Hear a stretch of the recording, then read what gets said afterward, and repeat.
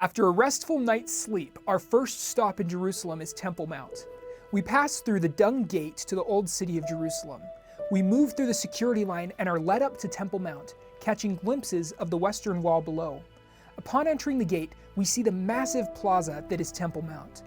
The Al-Aqsa Mosque is to our right and is significant because it is the third holiest site in Islam. The Dome of the Rock is to our left, which is also a Muslim shrine. Temple Mount is significant to Jews, Muslims, and Christians alike.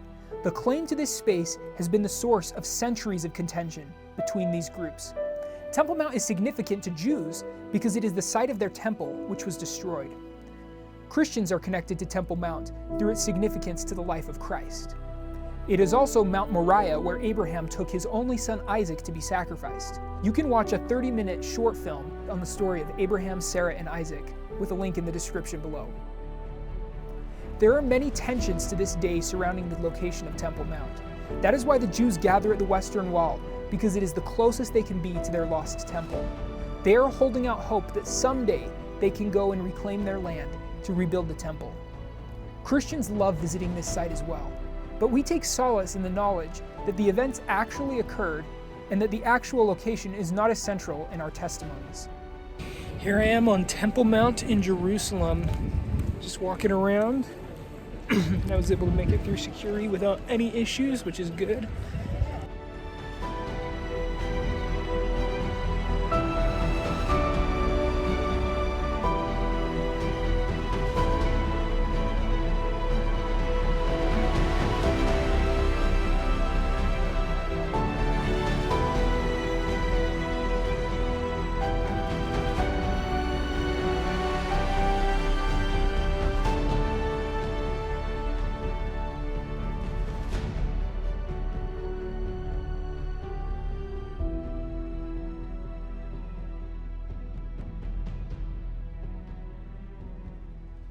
Upon finishing our walkthrough of the Temple Mount, we enter the busy streets of Old Jerusalem. The streets are restricted to foot traffic only, with the exception of a few vehicles with special permits. We go over to the Pool of Bethesda, passing through the beautiful gardens. Much of what you see today are ruins from civilizations after the time of Christ, but there is a giant excavated pit, and that is where the steps to the Pool of Bethesda would have been. It is so cool to see the layers of history built on top of each other. We went down a staircase to an old cellar from centuries past, after which we went into the church that commemorates the birth of Mary, the mother of Jesus. We couldn't help but sing in those vaulted halls. O Savior, thou who rest, a crown of piercing thorn, the pain thou meekly bearest, weighed down by grief and scorn. The soldiers mock and frail thee, for drink they give thee gall. Upon the cross they nail thee, to die, O King of all. Our amazing guide, Ferris, took us along the traditional path of Jesus when he carried his cross to Golgotha, called the Via Dolorosa, or the Sorrowful Path. There are 14 stations that you pass through, ending at the Church of the Holy Sepulchre. The Via Dolorosa begins at the location where the Antonia fortress would have been located. We passed through the various checkpoints as we went through the Old City.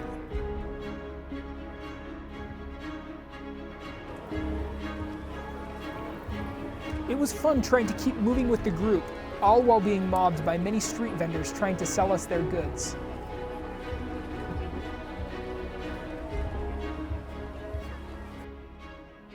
After wading our way through throngs of people, we enter the Church of the Holy Sepulchre.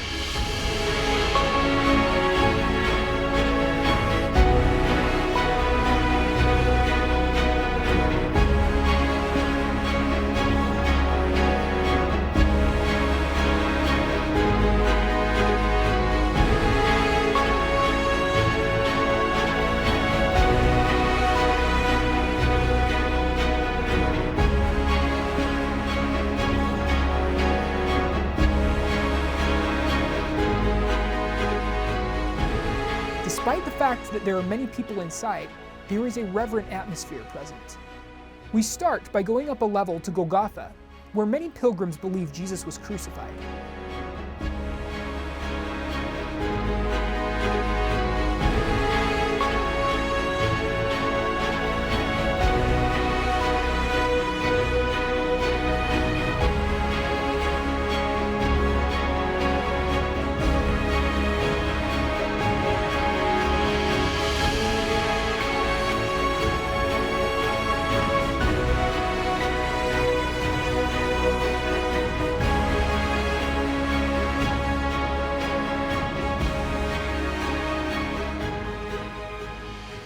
It's not uncommon to see many rock formations throughout the church, because the church is literally built on top of the mountain. I am always in awe of the beautiful, ornate nature of these buildings. There is so much care that goes into expressing devotion to Jesus. On the day that we visited, we walked around the Holy Sepulchre, the place where people believe Jesus was buried, because there were just too many people, and we instead went into a small cave, which is the place where Ferris worships with his family in the Church of the Holy Sepulchre. شريرو أيمن أبونت بشمايو نتقا داششمو تيثي ملكوثو نيوي سبيونو آي كانت بشمايو أف بارعو هبلان لحمو سمكولان يومو نتوش بقلان حاوبان وحدو هاي لو تعلم نسيونو إيلو فاسولاي من بي شوميتو دي لوخي ملكوثو حيلو تشبحتو العالم علمين. Amen. There are three different sects of Christianity that worship in the Church of the Holy Sepulchre: Roman Catholics, Greek Orthodox, and Armenian Apostolic. Each of them has rules they need to follow to be allowed to use the space, and they are bound by a document called the Status Quo, which doesn't allow any of the religions to make changes to the building. As a funny example, there is a ladder that is on the outside of the Church of the Holy Sepulchre that cannot be moved because it isn't referenced specifically in the Status Quo. It has been in its same location since at least 1757 AD. After our visit to the Church of the Holy Sepulchre, we grabbed a bite to eat in the Christian quarter of the Old City, and then walked into the Jewish quarter, where we saw the ruins of Jerusalem's wall, where King Hezekiah tore down houses and built an impenetrable wall to protect his people from an imminent Assyrian siege. We then pass through the rest of the Jewish quarter and head over to our next destination. Our next stop is another possible location of Jesus' death and resurrection, the Garden Tomb. Now, there is a distinct difference between the Church of the Holy Sepulchre and the Garden Tomb. The Garden Tomb has sprawling and peaceful gardens, and when we visited, there weren't a lot of people, compared to the Church of the Holy Sepulchre, where there were many pilgrims visiting. We were able to get a glimpse of another possible location for Golgotha, which I believe to be a very likely candidate for the true location, because it is right outside of the Damascus Gate of Jerusalem. We were able to go inside the Garden Tomb that predates Jesus by about 600 years. That being said, to me, it's not as important as to which locations are the correct ones, but rather that the events themselves occurred. And most importantly, we need to remember that the tomb is empty. You can feel God's presence in all the places you visit in the Holy Land, because they are designed to turn your heart to Jesus, and that is the ultimate goal, to become a better and more devoted disciple of Jesus Christ.